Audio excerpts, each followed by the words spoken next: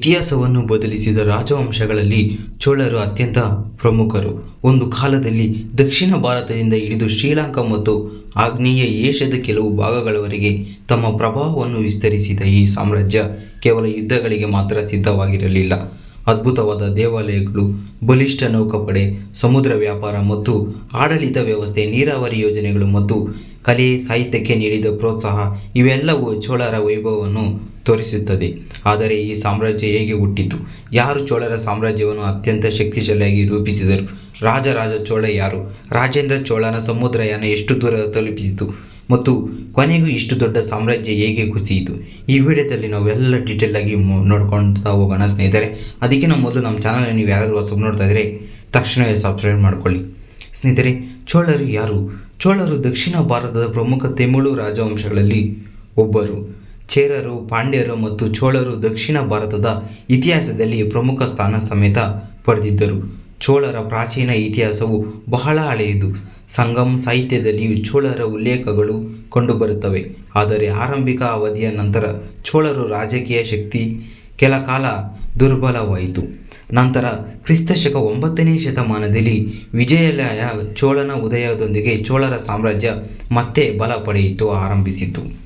ಸುಮಾರು 9ನೇ ಶತಮಾನದಲ್ಲಿ ವಿಜಯಾಲಯ ಚೋಳನ ತಾಂಜಾವೂರನ್ನು ವಶಪಡಿಸಿಕೊಂಡನು. ಇದು ಚೋಳರ ಇತಿಹಾಸದಲ್ಲಿ ಬಹಳ ದೊಡ್ಡ ತಿರುವಾಗಿತ್ತು.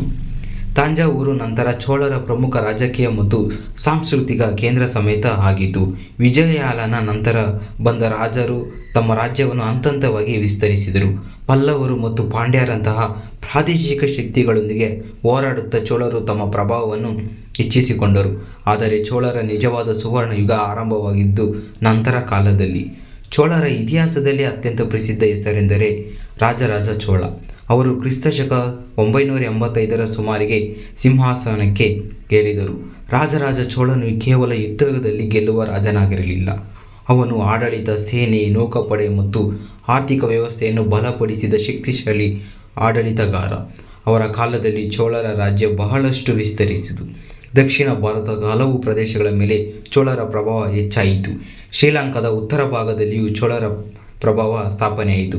ಪಶ್ಚಿಮ ಕರಾವಳಿಯ ಕೆಲವು ಪ್ರಮುಖ ಪ್ರದೇಶಗಳ ಮೇಲೆ ಚೋಳರು ತಮ್ಮ ಪ್ರಾಬಲ್ಯವನ್ನು ವಿಸ್ತರಿಸಿದರು.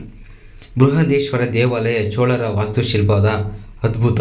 ರಾಜರಾಜ ಚೋಳರ ಹೆಸರಿನಲ್ಲಿ ಕೇಳಿದಾಗ ತಕ್ಷಣವೇ ನೆನಪಾಗುವುದು ತಂಜಾವೂರಿನ ಬೃಹದೀಶ್ವರ ದೇವಾಲಯ. ಈ ದೇವಾಲಯವನ್ನು ರಾಜರಾಜ ಚೋಳ ಕಾಲದಲ್ಲಿ ನಿರ್ಮಿಸಲಾಯಿತು.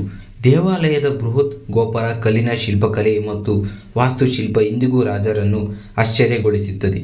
ಆ ಕಾಲದಲ್ಲಿ ಇಂತಹ ಬೃಹತ್ ಕಲ್ಲಿನ ದೇವಾಲಯವನ್ನು ನಿರ್ಮಿಸುವುದು ದೊಡ್ಡ ತಾಂತ್ರಿಕ ಸಾಧನೆಯಾಗಿತ್ತು. ಈ ದೇವಾಲಯ ಕೇವಲ ಧಾರ್ಮಿಕ ಕೇಂದ್ರವಾಗಿರಲಿಲ್ಲ. ಇದು ಚೋಳರ ಕಲೆ, ವಾಸ್ತುಶಿಲ್ಪ, ಆರ್ಥಿಕ ಸಾಮರ್ಥ್ಯ ಮತ್ತು ಸಂಘಟನಾ ಶಕ್ತಿಯ ಸಂಕೇತವಾಗಿತ್ತು. ಇದು ಕೂಡ ಬೃಹದೇಶ್ವರ ದೇವಾಲಯ ಚೋಳರು ವೈಭವವನ್ನು ಜಗತ್ತಿಗೆ ಪರಿಚಯಿಸುತ್ತದೆ. ಚೋಳರ ಸಾಮ್ರಾಜ್ಯದ ಮತ್ತೊಂದು ಪ್ರಮುಖ ವಿಶೇಷ ಅವರ ಆಡಳಿತ ವ್ಯವಸ್ಥೆ. ಅವರು ತಮ್ಮ ರಾಜ್ಯವನ್ನು ವಿವಿಧ ಆಡಳಿತ ಘಟನೆಗಳಾಗಿ ವಿಂಗಡಿಸಿದರು. ಸ್ಥಳೀಯ ಮಟ್ಟದಲ್ಲಿ ಗ್ರಾಮ ಸಭೆಗಳು ಪ್ರಮುಖ ಪಾತ್ರ ವಹಿಸಿದವು. ಕೆಲವು ಗ್ರಾಮಗಳಲ್ಲಿ ಸ್ಥಳೀಯ ಆಡಳಿತಕ್ಕಾಗಿ ಸಂಬಂಧಿಸಿದ ನಿರ್ಣಯಗಳು ಸಭೆಗಳು ಮೂಲಕ ಕೈಗೊಳ್ಳಲಾಗಿತ್ತು. ಇದರಿಂದ ಚೋಳರ ಆಡಳಿತದಲ್ಲಿ ಸ್ಥಳೀಯ ಸಂಸ್ಥೆಗಳು ಒಂದು ರೀತಿಯ ಮಹತ್ವ ಇತ್ತು ಎಂಬುದು ತಿಳಿದು ಬಂದಿದೆ. ಉತ್ತರ ಮೇರೂರು ಶಾಸನಗಳು ಚೋಳರ ಕಾಲದ ಸ್ಥಳೀಯ ಆಡಳಿತ ವ್ಯವಸ್ಥೆಯನ್ನು ಅರ್ಥಮಾಡಿಕೊಳ್ಳಲು ಪ್ರಮುಖ ಐತಿಹಾಸಿಕ ದಾಖಲೆಗಳು ಅಂತಲೇ ಹೇಳ್ಬೋದು. ಅವುಗಳಲ್ಲಿ ಗ್ರಾಮ ಸಭೆಗಳು, ಕಾರ್ಯವಿಧಾನ ಮತ್ತು ಕೆಲ ಹುದ್ದೆಗಳು ಆಯ್ಕೆ ಕುರಿತು ಮಾಹಿತಿಗಳು ದೊರೆಯುತ್ತವೆ. ಚೋಳರ ಆರ್ಥಿಕೆಯಲ್ಲಿ ಕೃಷಿಗೆ ಬಹಳ ದೊಡ್ಡ ಸ್ಥಾನವಿತ್ತು. ಕಾವೇರಿ ನದಿ ಪ್ರದೇಶ ಕೃಷಿಗೆ ಅತ್ಯಂತ ಅನುಕೂಲವಾಗಿತ್ತು. ಚೋಳರು ನೀರಾವರಿ ವ್ಯವಸ್ಥೆ ಮತ್ತು ಕೆರೆಗಳ ಅಭಿವೃದ್ಧಿಗೆ ಗಮನ ನೀಡಿದರು. ಕೃಷಿಯಿಂದ ದೊರೆಯುತ್ತಿದ್ದ ಆದಾಯ ಸಾಮ್ರಾಜ್ಯ ಆರ್ಥಿಕ ಶಕ್ತಿಗೆ ಪ್ರಮುಖ ಆಧಾರವಾಗಿತ್ತು. ನೀರಾವರಿ ವ್ಯವಸ್ಥೆ ಉತ್ತಮವಾಗಿರುವುದರಿಂದ ಕೃಷಿ ಉತ್ಪಾದನೆ ಹೆಚ್ಚಾಗಲು ಸಹಾಯವಾಯಿತು. ಇನ್ನು ಚೋಳರ ನೌಕಾಪಡೆ ಬಗ್ಗೆ ನೋಡೋಣ. ಚೋಳರ ಮತ್ತೊಂದು ದೊಡ್ಡ ಶಕ್ತಿ ಅವರ ನೌಕಾಪಡೆ. ಸಮುದ್ರದ ಮೇಲೆ ಪ್ರಭಾವ ಹೊಂದಿದ್ದ ಕಾರಣ ಚೋಳರು ವ್ಯಾಪಾರ ಮಾರ್ಗಗಳಾಗಿ ಮೇಲು ಮತ್ತು ತಮ್ಮ ಪ್ರಭಾವವನ್ನು ಬೆಳೆಸಿಕೊಂಡರು. ಭಾರತದ ಪೂರ್ವ ಕರಾವಳಿಯಿಂದ ಶ್ರೀಲಂಕಾ ಮತ್ತು ಆಗ್ನೇಯ ಏಷ್ಯಾದ ಪ್ರದೇಶಗಳೊಂದಿಗೆ ವ್ಯಾಪಾರ ಸಂಬಂಧಗಳು ಬೆಳೆಯುತ್ತಿದೆ. ಚೋಳರ ನೌಕಾ ಸಾಮರ್ಥ್ಯವು ಅವರನ್ನು ದಕ್ಷಿಣ ಏಷ್ಯಾ ಪ್ರಮುಖ ಸಮುದ್ರ ಶಕ್ತಿಗಳಾಗಿ ಒಂದಾಗಿತು ಮಾಡಿತ್ತು. ರಾಜರಾಜ ಚೋಳನ ನಂತರ ಅವರ ಪುತ್ರ ರಾಜೇಂದ್ರ ಚೋಳ ಸಿಂಹಾಸನಕ್ಕೇರಿದರು. ರಾಜೇಂದ್ರ ಚೋಳ ತನ್ನ ತಂದೆಯ ಸಾಮ್ರಾಜ್ಯವನ್ನು ಇನ್ನಷ್ಟು ವಿಸ್ತರಿಸಿದರು. ತಮ್ಮ ಭಾರತದ ಕೆಲವು ಪ್ರದೇಶಗಳಿಗೆ ಚೋಳರ ಸೇನೆ ಸಾಗಿತು. ಗಂಗಾ ನದಿಯವರೆಗೆ ನಡೆದ ವಿಜಯಾದ್ಯತೆ ನೆನಪಿಗಾಗಿ ರಾಜೇಂದ್ರ ಚೋಳರು ಗಂಗೈಕೊಂಡ ಚೋಳ ಎಂಬ ಬಿರುದನ್ನು ಪಡೆದರು. ಅವರ ಕಾಲದಲ್ಲಿ ಗಂಗೈಕೊಂಡ ಚೋಳಪುರಂ ಎಂಬ ಹೊಸ ರಾಜಧಾನಿಯೂ ಅಭಿವೃದ್ಧಿಯಾಯಿತು.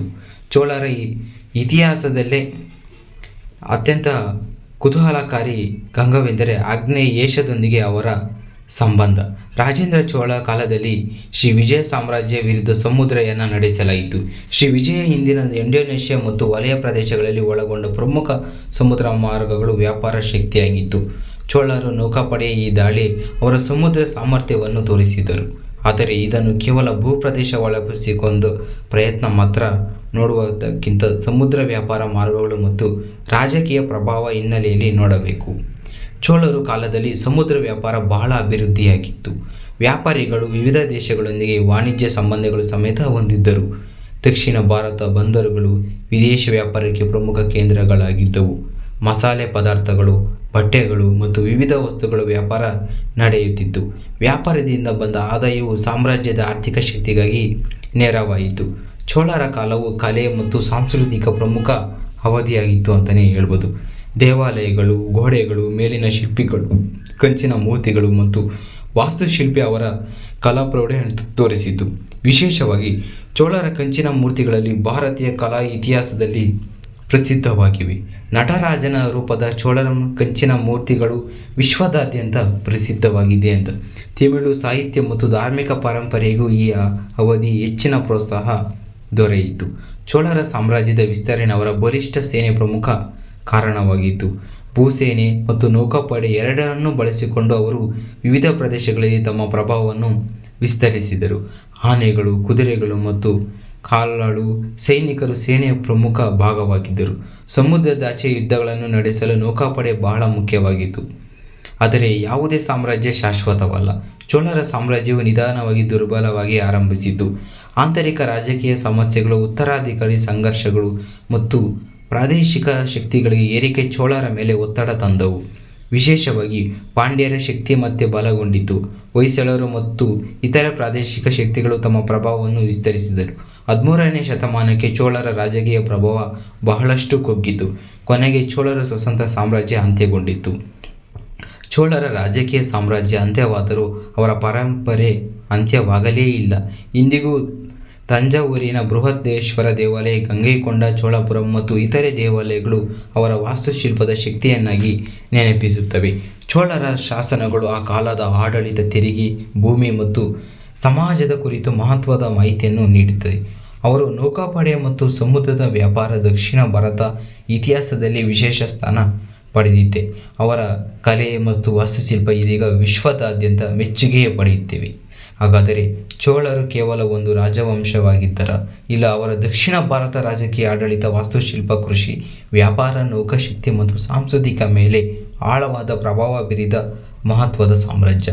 ರಾಜರಾಜ ಚೋಳ ಮತ್ತು ರಾಜೇಂದ್ರ ಚೋಳರಂತಹ ಚೋಳರ ಸಾಮ್ರಾಜ್ಯವನ್ನು ದಕ್ಷಿಣ ಭಾರತ ಪ್ರಬಲ ಶಕ್ತಿಗಳಾಗಿ ಒಂದಾಗಿ ರೂಪಿಸಿದರು. ಅವರ ದೇವಾಲಯಗಳು ಇಂದಿಗೂ ನಿಂತಿವೆ. ಅವರ ಶಾಸನಗಳು ಇತಿಹಾಸದಲ್ಲಿ ಹೇಳುತ್ತಿವೆ. ಅವರ ಕಲೆ ಇಂದಿಗೂ ಜೀವಂತವಾಗಿದೆ. ಅದರಲ್ಲಿಯೇ ಚೋಳರ ಇತಿಹಾಸದಲ್ಲಿ ವಿಶೇಷ ಇದೆ. ಒಂದು ಕಾಲದಲ್ಲಿ ದಕ್ಷಿಣ ಭಾರತದಿಂದ ಸಮುದ್ರದಾಚೆಯವರೆಗೂ ತನ್ನ ಪ್ರಭಾವವನ್ನು ತೋರಿದ್ದ ಈ ಸಾಮ್ರಾಜ್ಯದ ಕಥೆ ಭಾರತ ಇತಿಹಾಸದ ಅತ್ಯಂತ ರೋಚಕ ಅಧ್ಯಾಯಗಳಲ್ಲಿ ಒಂದಾಗಿದೆ. ಇಂಥ ಐತಿಹಾಸಿಕ ಅಸಾಧಾಯಕ ವಿಷಯಗಳ ಬಗ್ಗೆ ನಮ್ಮ ಚಾನಲ್ನ ಸಬ್ಸ್ಕ್ರೈಬ್ ಮಾಡ್ಕೊಳ್ಳಿ. ನೀವು ಯಾರಾದರೂ ಹೊಸ ನೋಡ್ತಾರೆ ನಮ್ಮ ಚಾನಲ್ ಸಬ್ಸ್ಕ್ರೈಬ್ ಮಾಡ್ಕೊಳ್ಳಿ. ಈ ವಿಡಿಯೋ ಇಷ್ಟ ಆದರೆ ಒಂದು ಲೈಕ್ ಕೊಡಿ ಸ್ನೇಹಿತರೆ.